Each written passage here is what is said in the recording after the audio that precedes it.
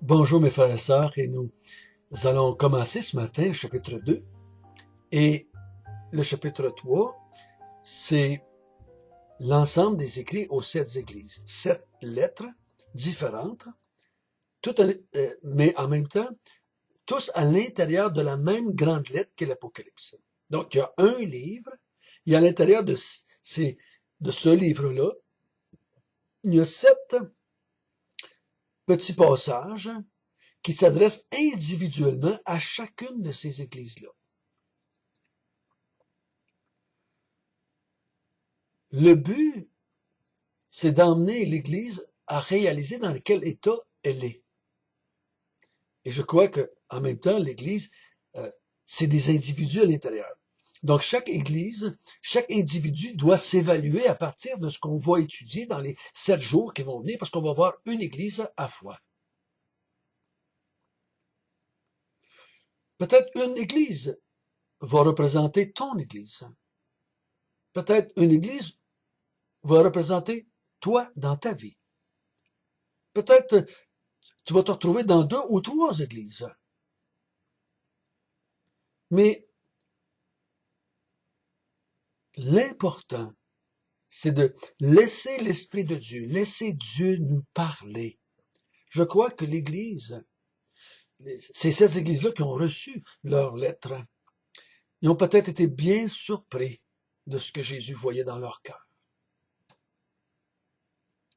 Il n'est pas donné à l'homme de connaître son propre cœur. Il faut que Dieu nous le révèle. Je crois que Dieu va révéler aux 7 églises leur état spirituel.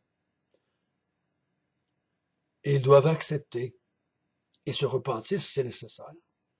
Ou ils doivent se laisser encourager par les vérités qu'il va leur donner. Commençons avec la première église, l'église d'Éphèse. Chapitre 2, verset 1. Écrit à l'ange de l'église d'Éphèse. Voici ce que dit celui qui tient les 7 étoiles dans sa main droite, celui qui marche au milieu des 7 chandeliers d'or. Je connais tes œuvres, ton travail, ta persévérance.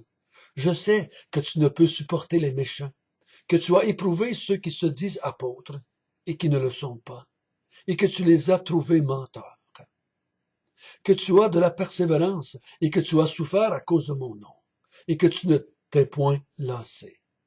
Mais ce que j'ai contre toi, c'est que tu as abandonné ton premier amour. Souviens-toi donc d'où tu es tombé, repens-toi, et pratique tes premières œuvres. Sinon, je viendrai à toi, et je t'ôterai ton chandelier de sa place, à moins que tu ne te repentes. Tu as pourtant ceci, c'est que tu hais les œuvres des Nicolaïtes, œuvres que je hais aussi. Que celui qui a des oreilles entende ce que l'Esprit dit aux églises. À celui qui vaincra, je donnerai à manger de l'arbre de vie, qui est dans le paradis de Dieu. L'église d'Éphèse. Si vous voulez avoir un arrière-plan contextuel, vous pouvez aller dans les Actes des Apôtres et lire la période là, où est-ce que l'apôtre Paul va établir l'église d'Éphèse. Mais ici, il dit à l'église d'Éphèse, il se présente comme celui qui a les 7 étoiles dans sa main droite, vous vous souvenez, et celui qui marche au milieu des 7 chandeliers qui représentent les 7 églises. Donc, il fait référence, je suis celui qui vous a parlé dans la vision hier, dans le chapitre 1. Ce n'est pas Jean qui s'adresse à vous. C'est moi, celui qui a les 7 étoiles dans sa main droite et celui qui marche au milieu des chandeliers. Ce n'est pas un homme qui s'adresse à vous, c'est moi, votre Dieu, votre Sauveur, votre Seigneur, votre Maître. C'est pour ça qu'il peut dire, le verset 2, je connais, je sais. Je connais et je sais. Oh, qu'il est bon de saisir et de comprendre que c'est une bénédiction que Dieu nous connaisse. Parce qu'on ne se connaît pas. Nous avons été aveuglés tellement longtemps par le péché et par la mort spirituelle. On ne pouvait pas se connaître. Nul ne connaît le cœur de l'homme si ce n'est que Dieu seul. Personne!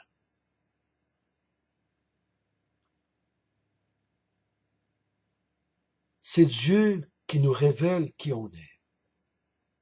Et ici, il va parler à l'Église parce que je ne crois pas que l'Église se rend compte de tout l'état dans lequel elle est rendue. Elle ne se rend pas compte peut-être qu'elle est dans la perdition. Elle pense être vivante, mais elle est morte. Elle pense être correcte, mais elle n'est pas correcte. Donc il dit, j'aimerais te dire, je connais tes œuvres, je sais que tes œuvres, je les connais, ton travail, ta persévérance. Je sais que tu n'as pas supporté les méchants, que tu les as éprouvés, puis tu as découvert qu'ils étaient des menteurs. Pas des menteurs ici qui ont menti à leurs femmes, qui ont menti à leurs enfants. C'est des menteurs face à la théologie, face à la vérité qui concerne Jésus, qui concerne Dieu, qui concerne l'avenir de l'Église. Le mot mensonge et menteur dans l'Apocalypse parle de fausses doctrines et ne parle pas de mensonges que j'ai fait avec le gouvernement. Quand il dit que tous les menteurs vont dans les temps de feu, ce n'est pas tous les menteurs ici qui ont fait un petit mensonge à leur maman. Les menteurs, c'est ceux qui prêchent contre Christ, contre Dieu. Il dit, je te connais. Je connais que tu as débattu la doctrine toute ton existence, toute ta vie. Et tu as éprouvé ce qu'on t'enseignait avec ce qu'on t'avait dit par les apôtres. Et tu as gardé la vérité. Je sais, dit au verset 3, je sais que tu as persévéré, tu as souffert à cause de mon nom, et tu ne t'es point lassé. Donc, jusqu'à aujourd'hui, quand Jésus lui parle, tu as pas lâché, tu as gardé la vérité. Mais, ce que j'ai contre toi, c'est que tu as abandonné ton premier amour. Je ne sais pas ce que vous avez entendu jusqu'à date sur ce texte-là. Mais c'est que le texte ne dit pas « tu m'aimes moins qu'au début ». Non, non, non. Il dit pas « j'aimerais que tu m'aimes comme au début ». Tu m'aimes pas autant qu'avant. Non, il dit « tu m'as abandonné ». Si je dis à ma femme que je vais l'abandonner, c'est pas que je suis pas en train de lui dire que je vais l'aimer moins qu'hier. Abandonner, là, le mot dans le grec, ça veut dire rejeter, quitter, répudier. C'est vraiment fort comme expression. Tu m'as abandonné, tu t'es éloigné de moi. Tu as toute la doctrine, tu as tout ton credo, tu as toute ta constitution, tout est beau et tu continues à persévérer, mais tu m'as abandonné. Tu m'as abandonné.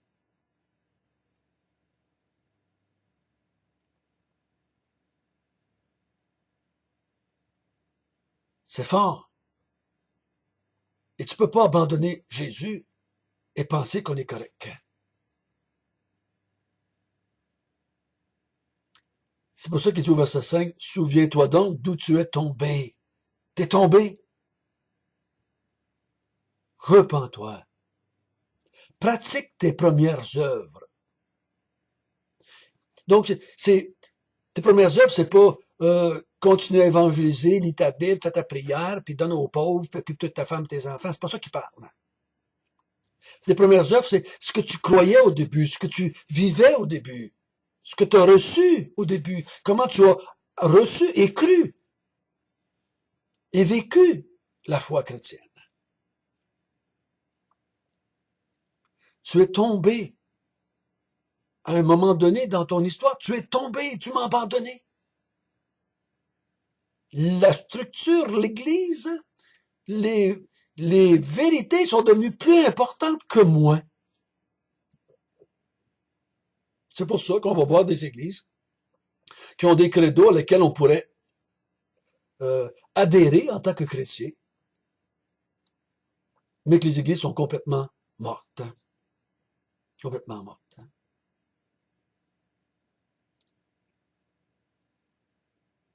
Il dit, si tu te repens pas de cela,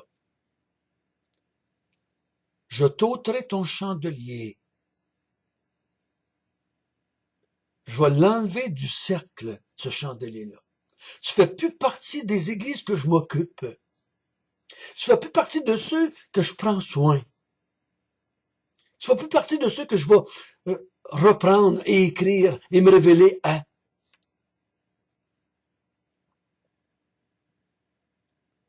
Je vais t'enlever ton chandelier. Il dit au verset 6, je sais que tu hais les Nicolaïtes. Moi aussi, je les hais. Sa doctrine est correcte à Éphèse. Mais tu as abandonné ton premier amour, ça veut dire que tu as abandonné Jésus. Tu as abandonné Jésus. Tu n'es plus en amour avec Jésus. Tu es en amour avec une structure, avec une organisation, avec une église, avec des gens, mais tu n'es plus en amour avec Jésus. C'est pour ça que des fois tu vas entendre des gens dire, j'étais en amour avec le ministère plutôt qu'avec Jésus. On n'est plus intéressé à faire fonctionner une église, à faire grandir une église, à faire avancer des programmes. On est devenu un club social au lieu d'être des individus qui sont en relation avec Dieu.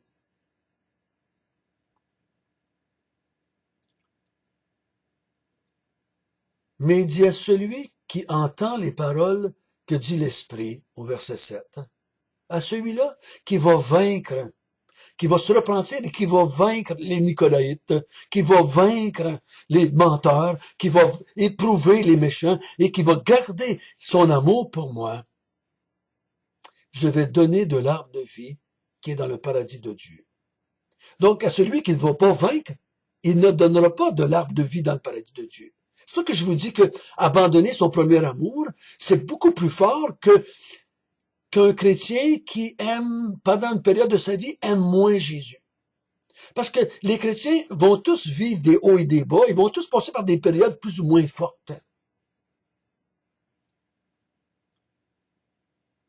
Mais est-ce que ça va leur enlever l'arbre de vie dans le paradis de Dieu? Est-ce qu'ils vont être privés de l'arbre de vie? Est-ce que mes difficultés, mes combats de vie chrétienne me font perdre l'arbre de vie?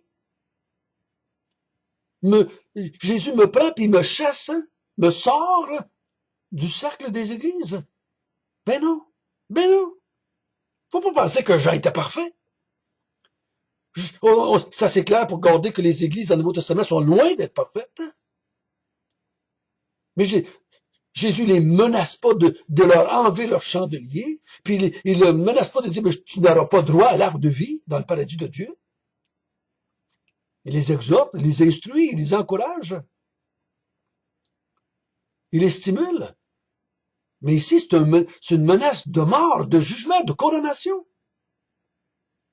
Si tu ne te repens pas, je t'enlève ton chandelier et tu n'as pas le droit à l'arbre de vie. Mes frères, pour moi, ces gens-là ne seront pas sauvés. Non, non, ils ne seront pas sauvés. C'est pas qu'ils vont perdre une récompense, c'est qu'ils ne sont pas sauvés. Mais qu'on regarde un peu plus loin cet arbre de vie, vous allez voir que tous les croyants ont droit à l'arbre de vie. Tous les croyants ont droit à l'arbre de vie. Pas juste les super spirituels vont avoir droit à l'arbre de vie. Tous les croyants dans le paradis, qu'on va voir au chapitre 20 ou 21 dans ce coin-là, ont droit à l'arbre de vie qui est dans le paradis de Dieu. Les autres, ils ne seront pas dans le paradis, puis ils n'ont pas droit à l'arbre de vie, puis ils vont être condamnés par Dieu. C'est important de bien comprendre cela. Bien comprendre cela. Je suis pas en amour avec un livre, mais avec la personne qui a écrit un livre.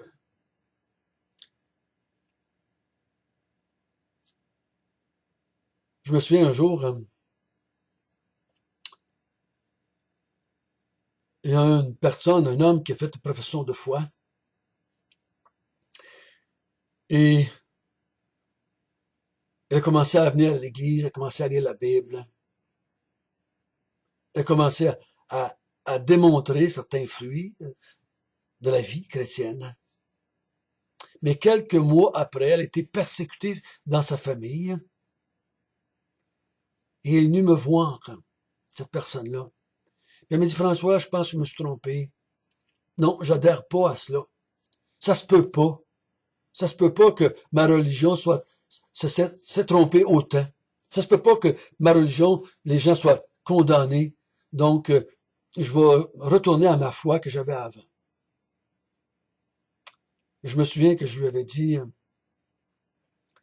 je suis content. Je suis content que Dieu t'ait montré que tu n'étais pas sauvé. Je suis content que Dieu ait utilisé la persécution pour te montrer que tu ne l'étais pas.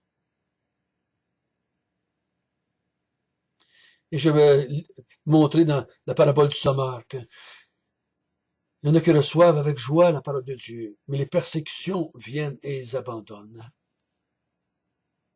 Ils ne sont pas sauvés. Et ici, les gens gardaient la doctrine, ils se battaient pour la doctrine, mais ils avaient abandonné Jésus.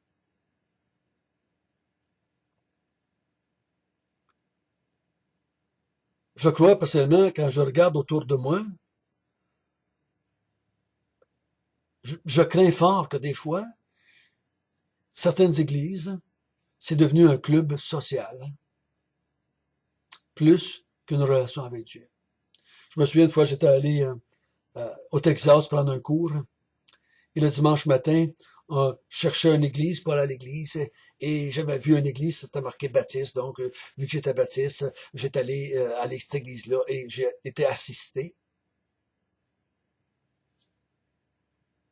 Et Jésus n'était plus là, dans cette église-là.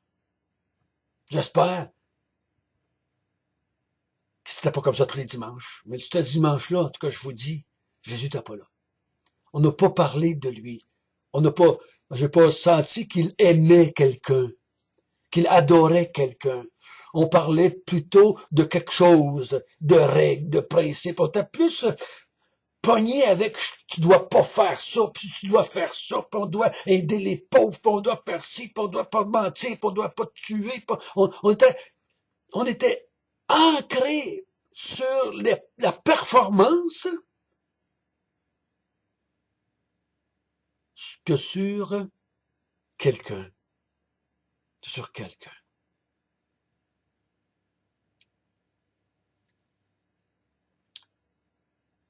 Il y avait une sœur un jour qui m'avait dit ça, sur le coup, ça m'avait frustré, mais avec le temps, j'ai bien vu qu'elle avait raison.